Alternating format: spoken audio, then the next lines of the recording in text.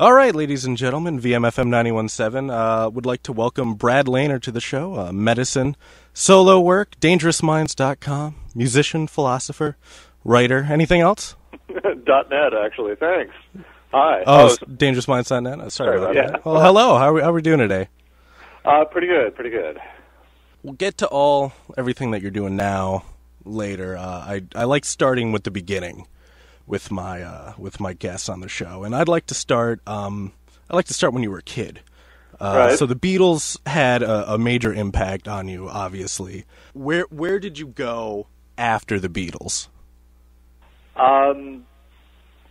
Good question. There was other stuff at the same time, but the Beatles actually, because of I read every book I could find about the Beatles, and that inevitably gets into like the weird records they made in the end of the '60s. Like Lennon made all those weird records with Yoko, and Harrison made a couple of really strange like soundtrack and electronic records, and that really kind of opened my ears to a lot of experimental music. And so, I started hitting record stores and discovering like the likes of Eno and Throbbing Gristle and John Cage and all that stuff that I discovered probably because of like the Beatles and Yoko Ono, really. Quick word association: Captain and Tennille. Well, I guess you figured that out. Yeah, I played with them on TV when I was 11. Yeah.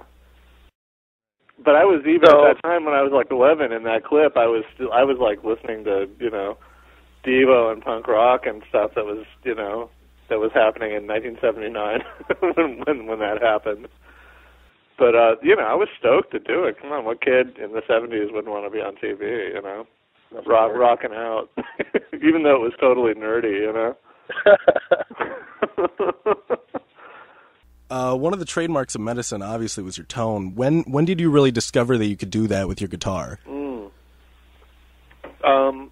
I've always had a knack for making weird noises and coaxing, making the instruments do things they're not supposed to do. But, like late 80s, early 90s, I was constantly recording on 4-track cassette machines. I mean, those were brilliant to be able to overdub and stuff on cassettes. And, anybody who messes with those realizes that if you plug a guitar in and crank it, that it makes a nice sort of built-in distortion. I mean, there's another thing the Beatles did, like, Revolution, the single version of Revolution by the Beatles is totally the sound of guitar plugged into the board and cranked up in the board, That was kind of by design then, am I right? Rather than just an accident? Who? What? The Beatles or me? You.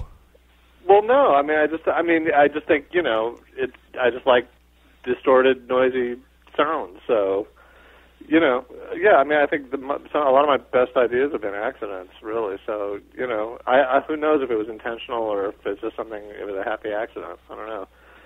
But, that sort of, Medicine was a high concept band. I had that sound and that the band was formed around that sound.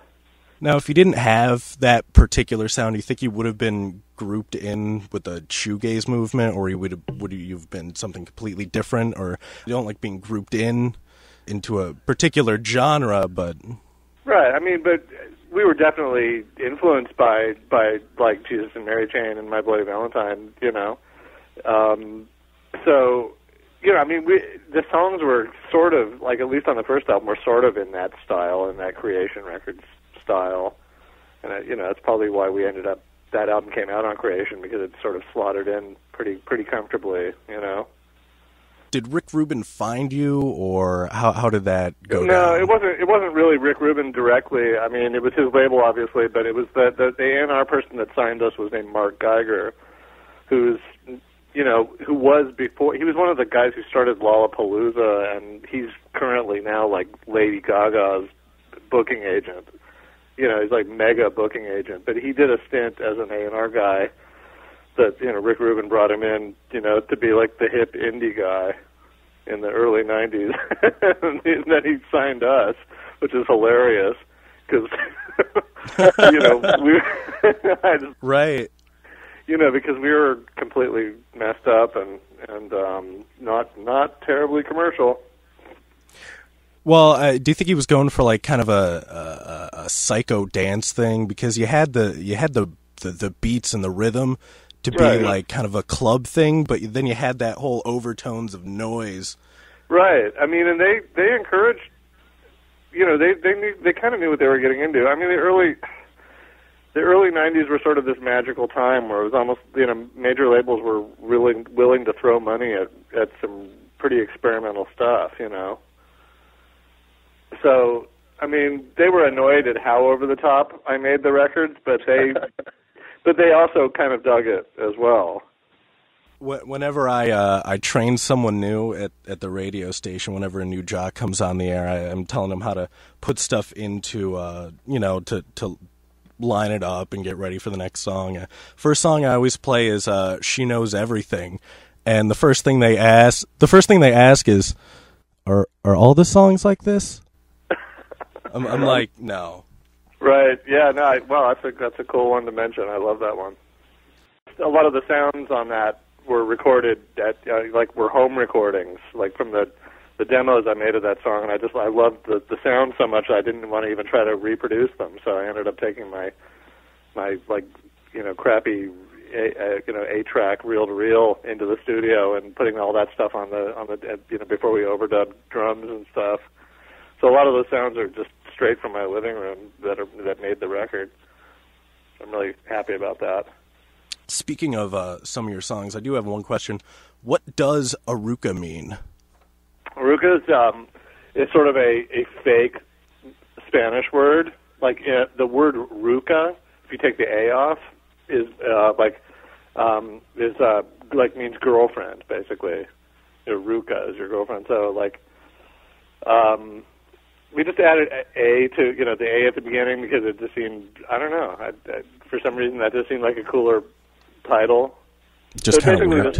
it's like just Latin slang for girlfriend. Now you know Google changes that to Acura. Right. Yeah, and you know that car existed back then too, and I was aware of the similarity, but I went for it anyway. You know, I think more people know about the Acura than the Aruca. After Medicine split, you worked with a lot of different artists. Who was your favorite to work with the post-Medicine era? Well, I'm still working with people, so I mean, you know, I love being able to brag about Eno being on that Eno record for sure. Though technically I didn't really work with him, he just like sampled a big chunk of a piece of music I did. So, but that's my favorite bragging rights story, being that he was like such a huge childhood hero of mine. I love working on the Blink of the Star record. I don't know if you know that one. Star, the Canadian band. Well, I do know of one Canadian band you worked with, Caribou. And in fact, that's a similar story to the Eno thing. I mean, it's a hilarious story, but I mean, I got